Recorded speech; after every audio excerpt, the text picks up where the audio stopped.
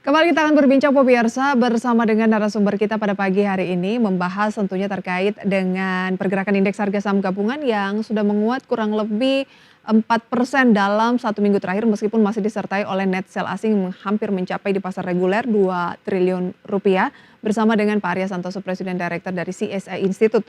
Pak Arya, bagaimana Anda melihat Anda tadi Ya, mengatakan bahwa tetap ada peluang-peluang fase-fase yang diperlihatkan oleh indeks ya. harga saham gabungan. Nah, untuk saat ini sedang berada di fase apa dan peluangnya jangka pendek akan bagaimana paling tidak sampai dengan penutupan akhir tahun? Kita melihat bahwa memang para investor asing ini sedang melakukan rebalancing. Jadi, kita sebagai investor sesuaikan saja dengan rencana awal kita masing-masing ya, karena karakternya holding period-nya, setiap investor itu berbeda-beda. Jadi bagi yang ingin ikut profit taking atau terkena trailing stop-nya atau bahkan mungkin stop loss-nya yang sudah tercapai, itu silakan dieksekusi. Jadi, kita bisa melihat di, market itu, di gerakan primer, yang sekunder maupun minor. Jadi gerakan sekundernya memang sedang, ada pelemahan, tapi gerakan minornya itu ada penguatan. Jadi, bullish di gerakan minor seperti di pekan lalu itu, kita bisa lihat bahwa ada, penguatan yang hampir 4% ya. Jadi masih ada ruang untuk naik dan sementara itu bisa diperhatikan, saham-saham, tertentu ya, karena memang penggeraknya itu yang menjadi, motor, yang membuat IHSG menguat karena bobotnya lebih besar terhadap indeks harga saham gabungan. Baik, tren jangka pendek akan bagaimana kira-kira melihat bursa Wall Street yang dua indeks utamanya masih rekor S&P dan Nasdaq, bursa Eropa juga masih menguat meskipun tadi kita lihat Asia rata-rata Ya. justru sebaliknya gitu. Bagaimana peluang dari indeks harga saham gabungan?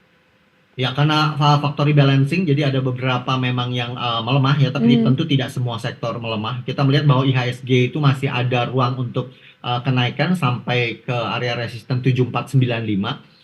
Saat ini supportnya jangka pendek di 7320. Jadi di rentang itu masih bisa dimanfaatkan untuk peluang jangka pendek. Baik. Nah, valuasi saat ini peluang baik untuk berinvestasi?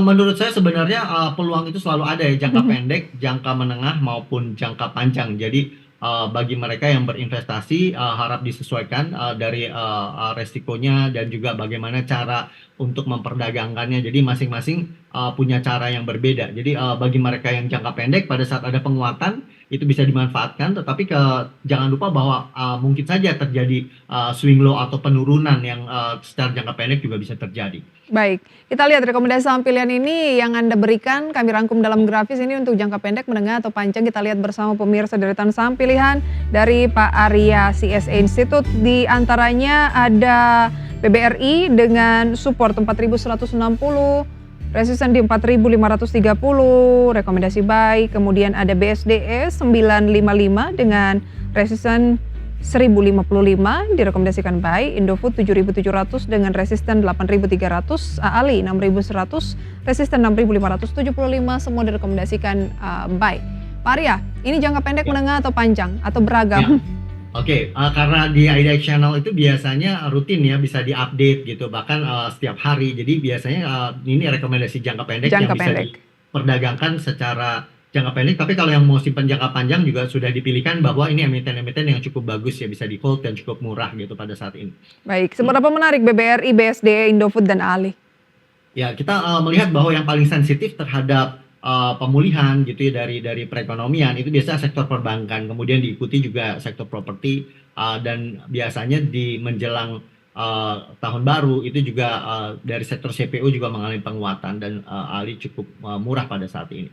Baik, untuk itu Anda memasukkan BBRI, BSDE, Indofood, dan juga AALI dari berbagai sektor ini ya. Ada Ya. banking, kemudian juga properti, retail atau consumer good, dan juga dari komoditas perkebunan begitu ya? Mhm. Baik, BBRI ini memang sudah dianggap yang paling menarik untuk saat ini dari perbankan ya, begitupun dengan saham-saham lainnya yang mewakili sektornya?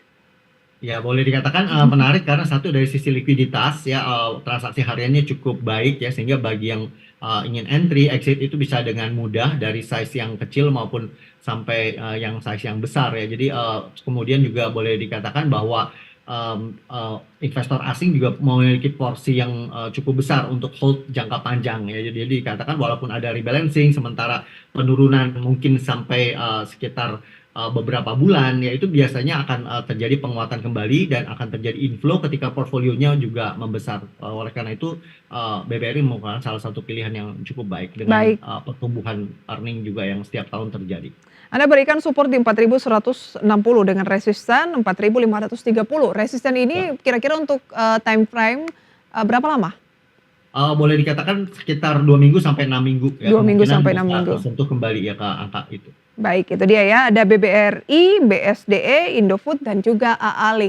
Kita akan mengupdate juga posisi pembukaan perdagangan sesi pertama pada pagi hari ini atau di awal pekan pemirsa, di mana indeks harga saham gabungan berhasil melanjutkan penguatan 0,37% mengikuti bursa global atau kenaikan 29 poin ke 7.410 untuk indeks harga saham gabungan pemirsa ya. 7.410 dengan nilai tukar rupiah terhadap dolar Amerika Serikat di 15.839 menguat tipis 0,04%. Saham-saham yang menjadi top gainers adalah saham pendatang baru yang baru saja IPO pada Kamis lalu pemirsa. Daro andalan Indonesia melambung 20%, GoTo naik 4%, Adro atau Alam Tree Resources, induk usaha dari AADI juga naik sekitar 2%. Pemirsa ada PANI, BBNI, UNTR, DAAS, dan beberapa saham lainnya. Top losers ada AMMN, kemudian TPIA, AMRT, Diva, GPSO, Unik, POPR, NEST, dan juga ada Gria. Sementara pergerakan sektoral hampir semuanya bergerak menguat kecuali Tekno, pemirsa ya, pada pagi hari ini. Sedikit tanggapan mengenai update pembukaan perdagangan, Pak Arya, apa nih yang menarik, ADI mungkin yang masih Ya. ARA atau ada hal lain yang Anda highlight?